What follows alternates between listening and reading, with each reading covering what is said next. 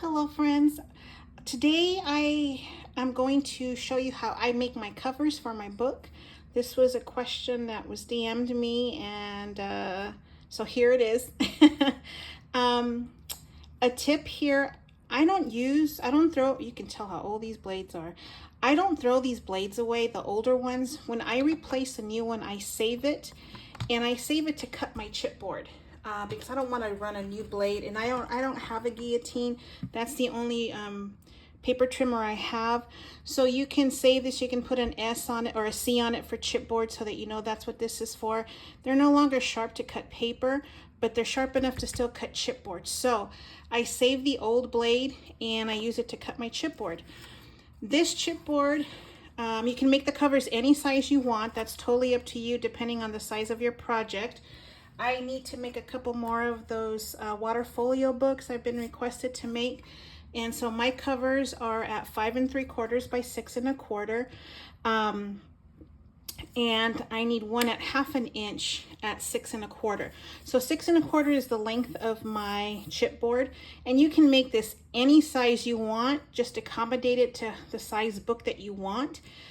So you'll need 2 pieces, and then 2 chipboard pieces, front and back cover, and then a spine piece.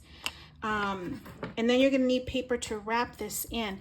But first, let me go ahead and show you how I was gonna tape this ahead of time, but in case you were wondering how I do this, I use score tape for this, and this brand is very strong. I like to use this for my covers, as I've mentioned in one of the tutorials I've already made.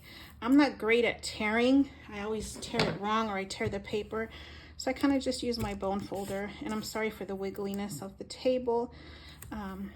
Someday I'll get a new ring light, one that just clips onto the table or the top part of my desk, so I don't have to worry about the wiggles and the shakes. You know, you can use wet glue. Everything is preference. There's not a right or wrong way to do it. It's what works best for you and what you have. I choose to use this because it's strong. It's unforgiving, so to speak. So once you set this down, you can't take it out. You'll absolutely rip your paper. So I'm going to do this to both my covers, and it's not going to matter what side I adhere it, because it's not going to be seen anyway. So because I like being consistent, I'm going to do it on this side like I did the other one. And so just go around in the corners here. And so this video may be in 2 parts, because I have to do it within 10 minutes. And I don't want to go fast on this. I want to just take my time, and I didn't want to do a speeded up video, because that just takes away from you seeing, in my opinion. And I'll be going live soon. I don't know when, but I have the numbers to be able to do that. So that makes me very happy to share what I've learned through my years. And I'm learning from many of you out there. I'm so grateful to you. Creative minds need to stick together. You know, open your mind to other possibilities and seeing how other people do things. You know, not set in your ways, but be willing to learn. You know, you never know what you can learn from somebody else. And it could be the simplest of tips that will help you with that. And I like to burnish my score tape. And I know I didn't do it to this one. Now, like I said, the ends you can tear. If you are good at tearing, you can do that. I've seen so many people tear it so nicely. Not me. I am horrible at it.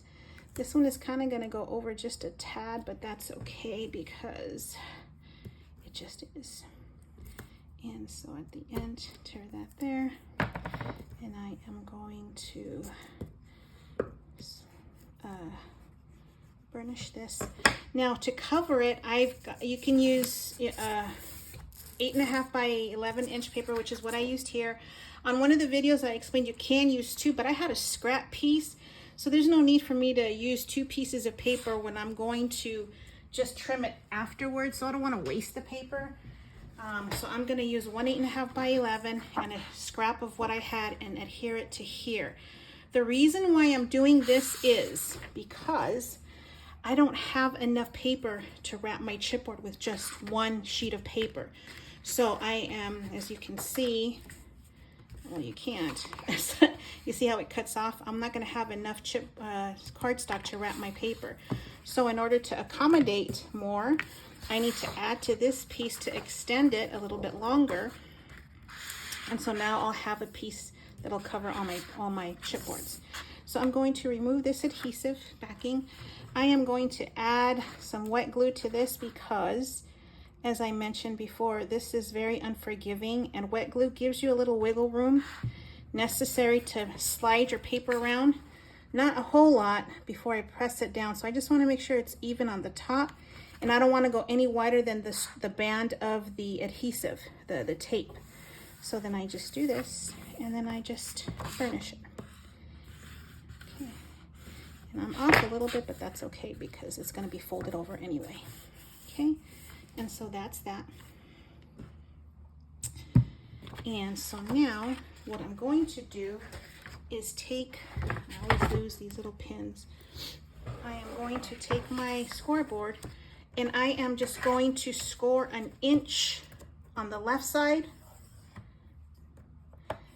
and 1 inch this way. So I'm going to go down as far as this will let me go. And this is just simply to use as a guide to be, I don't know if you could see that, but this will be my guide as to align my chipboard to the paper so it's somewhat even.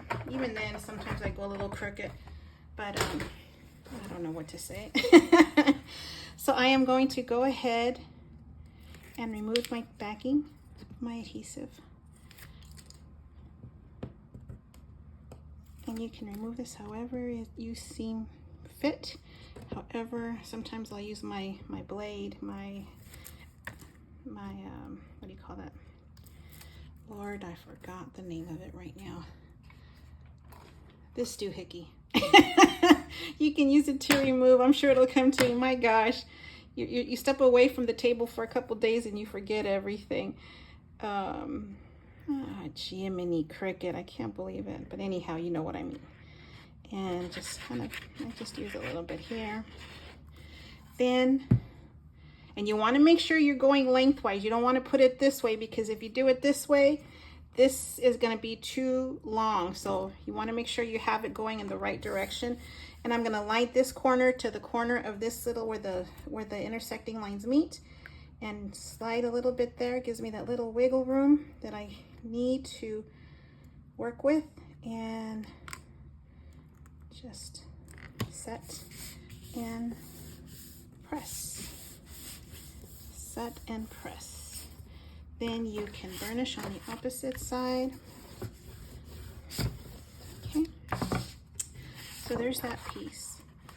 We're going to take this piece off. And on the last video, one of the videos, I put some score tape in between here, but I'm not going to do that with this one. I'm going to just adhere it.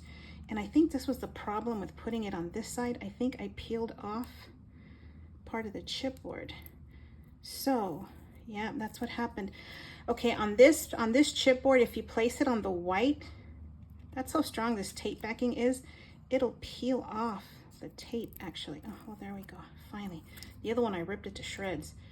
And I put it on this side, so oopsie. So now it's about, it depends on how wide you want it to be. If you need to, let me grab my ruler. If you want to do one of these things and use this as a guide, but I don't like to. I kind of just eyeball things now at this point. But you can add adhesive, a 1/4 or like 1/8 of an inch adhesive all the way down, and use that as a guide. But I'm just going to eyeball it like I've done most of my projects. Okay. So that's down. And now for the next piece, we're going to adhere. And I think this will be the end of the first video, is just placing my chipboard on my paper. And then the second video will be how I miter the corners and fold it over and just complete the look, because they need to be within 10 minutes. So I'm already almost over the 10. Okay, and so now we're going to add adhesive to this all the way around. And I like this adhesive better. I don't use Fabri-Tac much because, I don't know, I prefer this one. Again, all preference, right? Whatever you choose, there's not a wrong or right or wrong adhesive. It's just whatever you have and whatever you prefer and whatever works for you. And so now here's this piece. And so now we have our chipboard pieces on our cardstock. Stay tuned for part 2 and I'll show you how to finish this. Thanks.